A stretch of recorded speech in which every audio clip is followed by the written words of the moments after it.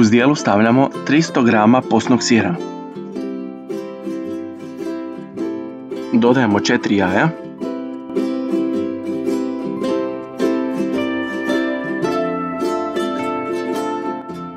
Tri žlice kokosovog brašna. 1 mjerica whey proteina s okusom vanilije ili čokolade. 1 žličica praška za pecivo. Dodajemo borovnice, maline, lagano promiješamo.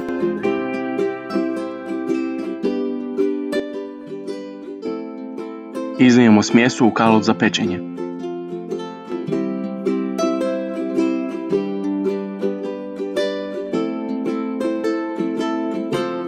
Pečemo 30 do 40 minuta na 180 stupnjeva.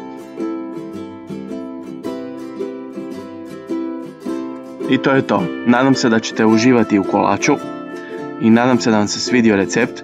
Ako vam se svidio, molim vas da me zapratite. Dobar tek!